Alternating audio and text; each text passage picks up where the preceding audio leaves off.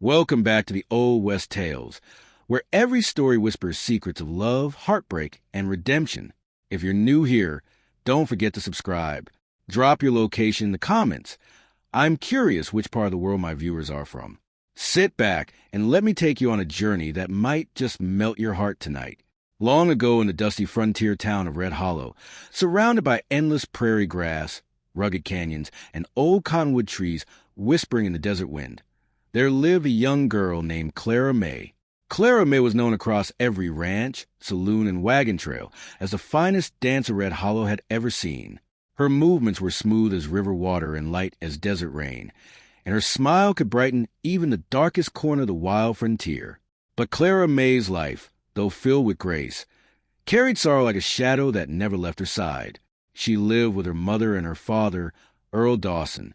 Earl was a struggling ranch hand with rough hands and a restless spirit.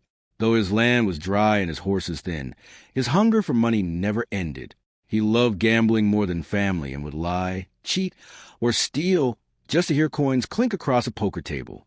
Whatever little he earned from cattle or crops vanished in whiskey and card games. Most nights he stumbled home angry and empty-handed, bitterness burning in his eyes. And when luck failed him, his fists often found Clara May's mother.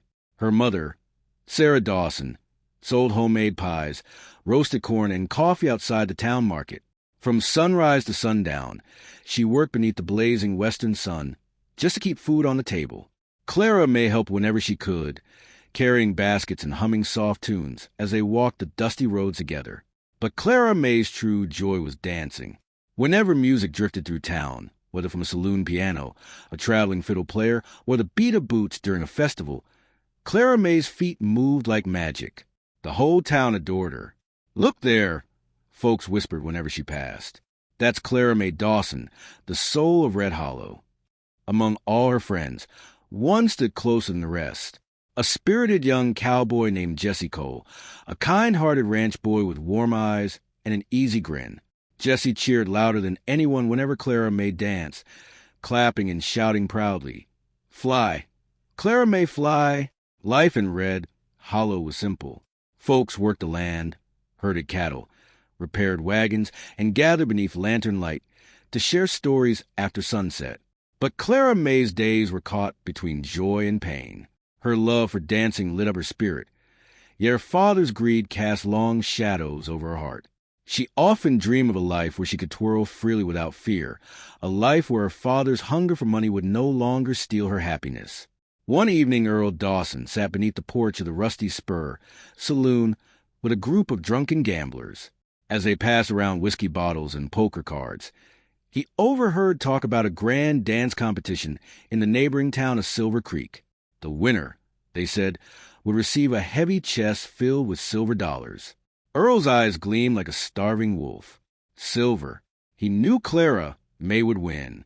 She was the best dancer for miles around. He had never cared much for her dancing before. To him it had always been childish nonsense.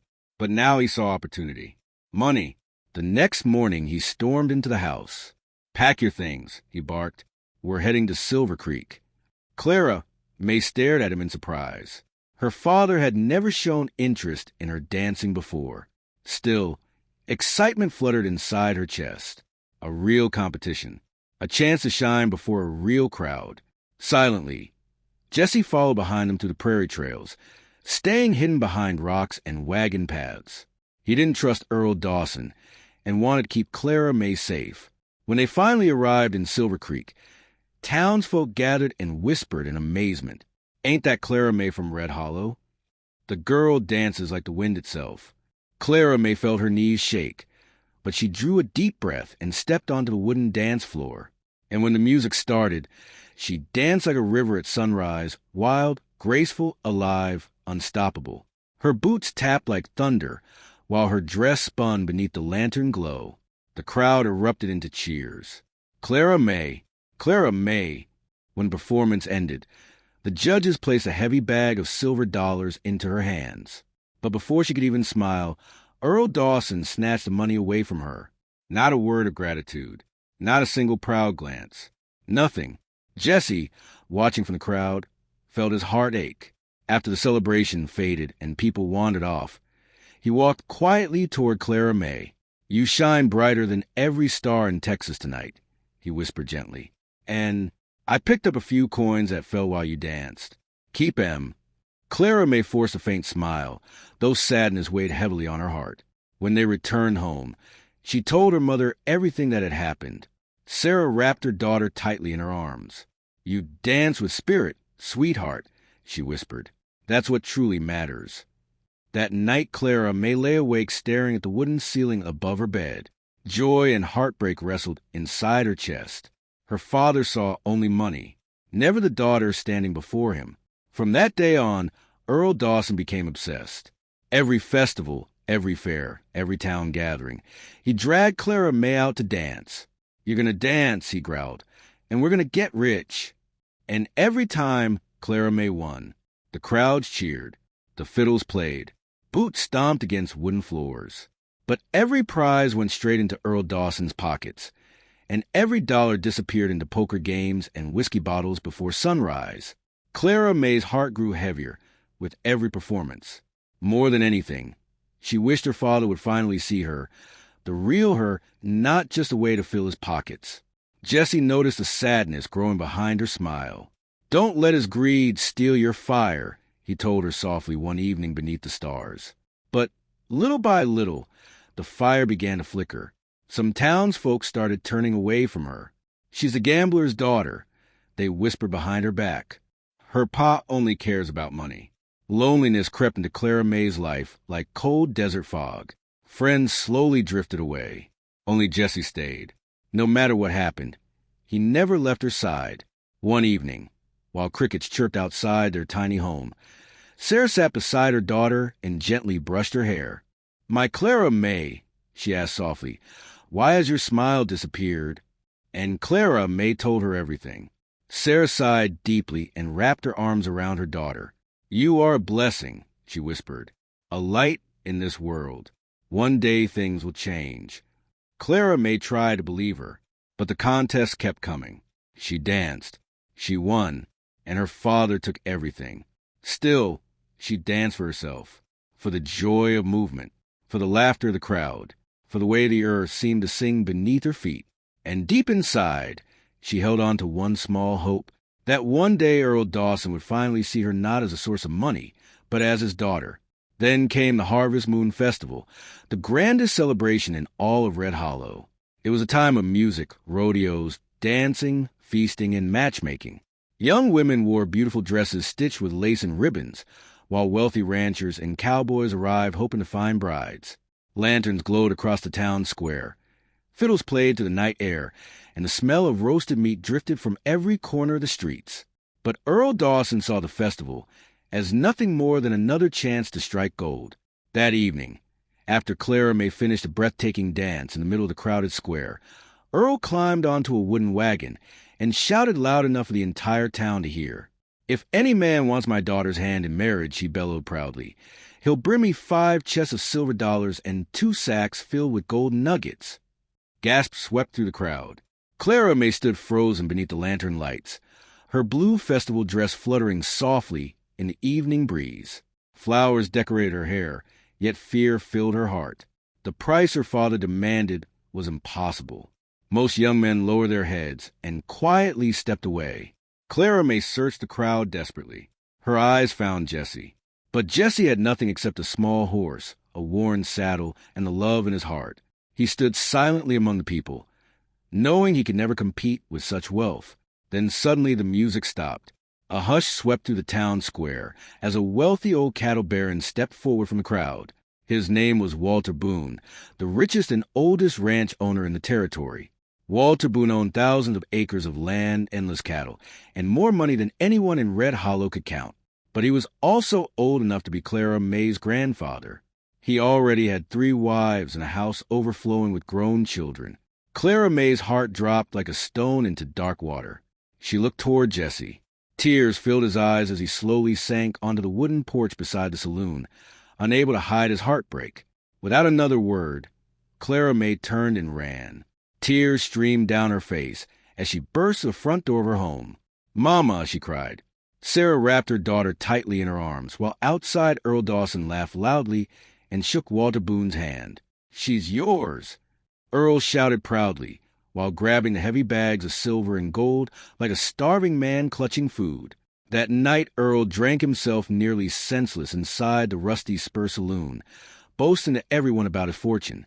But inside the small wooden house, Clara may lay awake in tears. She knew what the next morning would bring. A wedding she did not want. A life she had never chosen. And before sunrise, Clara May made up her mind. She was going to run away. Before dawn, she quietly packed a small cloth bag with a few dresses, a family photograph, and the little silver coins Jessie once gave her. She planned to leave Red Hollow forever, before anyone noticed she was gone. But just as she reached the front door handle, a loud sound thundered through the cold morning air. Boom, boom, boom. The deep beat of ceremonial drums echoed across town. The wedding procession had begun. Clara May's heart sank. Her legs weakened beneath her. She slowly slid to the floor and burst into tears, feeling like a bird trapped inside a cage. Moments later, the front door flew open. Earl Dawson stormed inside with fury burning in his eyes. "Why are you still here?" he shouted. "Get up. Walter Boone is waiting." He grabbed Clara May harshly by the arm and dragged her outside. As she stumbled forward through the dusty streets, she looked back one last time at her mother. Sarah stood frozen in the doorway, tears streaming silently down her cheeks, helpless to stop what was happening. The townspeople watched quietly as Earl marched Clara May across Red Hollow toward Walter Boone's giant ranch house, their eyes filled with pity. Everyone knew she did not want this marriage, but no one stepped forward to stop it. When they arrived at the Boone Ranch, Earl shoved Clara May toward the front porch proudly. "Here's your new wife," he announced. Walter Boone nodded calmly and led Clara May inside the enormous ranch house. The place was massive, filled with expensive furniture, mounted deer heads, fancy curtains, and rooms crowded with wives, children, and servants. Clara May felt completely lost. The other women looked at her with sympathy and quiet understanding.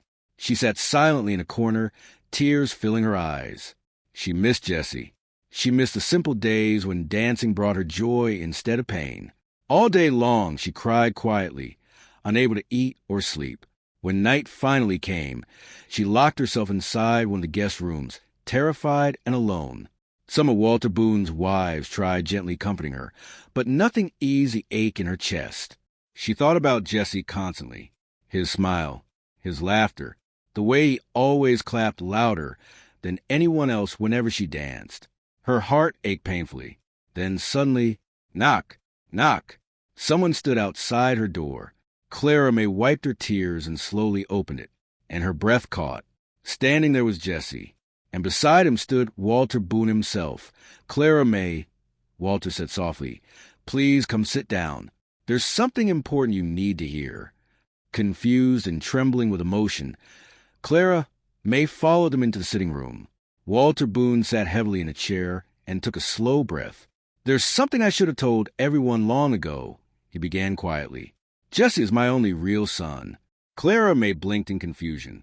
"But you already have so many children," she whispered. Walter lowered his eyes sadly. "Yes," he replied, "but none of them are mine by blood. Every one of my wives was already carrying children before they married me. A few months ago, I learned the truth.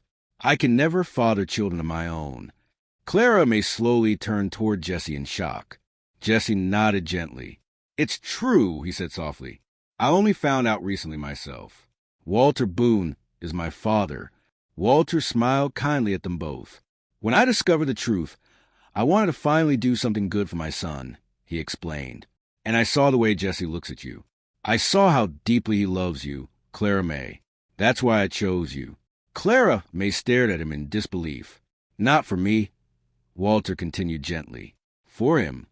Tears filled Clara May's eyes as relief washed over her like cool rain after a long drought. For the first time in many months, the crushing weight inside her chest began to lift. She looked at Jessie, hardly believing what she was hearing. The man she loved had not abandoned her. Fate had somehow opened a door she thought was forever closed. Her hands trembled as Jessie stepped closer and gently held them in his own. I've loved you for as long as I can remember, he whispered softly. And now, with my father's blessing, nobody can keep us apart anymore. Clara could no longer hold back her tears. She threw her arms around him tightly. Crying against his chest as all the fear, sorrow, and loneliness she had carried for years finally began to break apart. I'll never leave you, she whispered through her tears. Jessie smiled warmly and held her close, while Walter Boone watched them quietly with gentle eyes. Walter leaned back in his chair and gave a slow nod. You too deserve happiness, he said, more than anything else in this world. There was no greed in his voice, no selfishness, no cruelty. Unlike Earl Dawson, Walter Boone had seen the pain inside Clara May's heart, and though he was far from a perfect man, he had chosen to do something kind instead of selfish. You'll have my support, he continued. Both of you. This ranch, this home, and everything I own will someday belong to Jessie. And if you truly love each other, then this is where your future begins. By sunrise, the news had already spread across every corner of Red Hollow faster than wildfire on dry grass. People gathered outside shops, saloons, and watering wells whispering in amazement. Everyone had expected Clara May to become the old cattle baron's newest wife. But instead she was to marry Jesse Cole, the young cowboy who had loved her from the very beginning. The town erupted with excitement and celebration. Folks who once pitied Clara May now smiled with joy whenever her name was spoken. Fiddles played in the streets again, lanterns were hung across porches, and laughter echoed through the town like music carried on the desert wind. For the first time in many years, Clara May danced not because someone demanded it, not because money was involved, but because her heart was finally free. She danced beneath the open sky, while Jesse stood nearby clapping proudly, just as he always had when they were children. The people of Red Hollow gathered around them smiling and cheering as the dust swirled beneath Clara May's boots. Her laughter rang through the air brighter than ever before. But while happiness bloomed in Red Hollow, Earl Dawson's world crumbled around him. When he learned the truth, that Walter Boone never intended to marry Clara May for himself, his excitement turned into humiliation and rage. The silver and gold he had greedily accepted suddenly felt worthless in his hands. For the first time in his life, he was forced to face the damage he had caused. He remembered every harsh word, every cruel decision, every moment he had treated his daughter like property instead of family. Shame settled heavily on his shoulders like a sack of stones. The people of Red Hollow no longer respected him. The gamblers he once drank with laughed behind his back. You're a fool, Earl, they mocked. You chose money over your own flesh and blood. Even inside the saloon where he once boasted proudly, men now turned away from him in disgust. Earl Dawson realized too late that greed had cost him the one thing that truly mattered. He had lost his daughter's love, his family's trust, and the respect of the entire town. One cold morning before sunrise, Earl quietly packed a small travel bag and left Red Hollow alone. No one stopped him. No one followed him. He rode away across the empty prairie with nothing except regret riding beside him, and as the town disappeared behind him, the weight of his choices haunted every mile of the lonely road ahead. Back in Red Hollow, life slowly became beautiful again for Clara May. She and Jesse built a peaceful life together on the Boone Ranch. They faced every hardship side by side, growing stronger with each passing season. Jesse never stopped cheering for her, and Clara May never stopped dancing. Sometimes in the evenings, after the ranch work was done, lanterns would glow softly outside the barn, while Clara May danced beneath the stars and Jesse played old fiddle tunes nearby. Their love became the kind of story people told for generations. Old women shared their tale with children gathered around fireplaces on cold winter nights. Travelers passing through town heard stories about the beautiful dancer of Red Hollow and the cowboy who loved her faithfully through every storm. Remember Clara May, the elders would say softly. Remember her courage. Remember that no amount of greed can destroy a heart that still believes in love. And so Clara May and Jesse lived a life filled with laughter, loyalty, and peace. Though pain had once shadowed Clara May's world, she had found the strength to keep going until happiness finally found her again. Their story became a legend of the Old West, a tale of love, hope, courage, and the power of following your heart no matter how dark the road may seem. And to you, dear listener, May the story of Clara May and Jesse Cole remind you that even in the harshest deserts, flowers still find a way to bloom. Don't forget to like, share, and follow for more unforgettable tales from the frontier. I love all of you, my wonderful audience of Wild West Tales. Tell me how this story made you feel. Leave a comment below. Type 1 if you love this story. And do not forget to subscribe to the channel for more epic tales from the wild.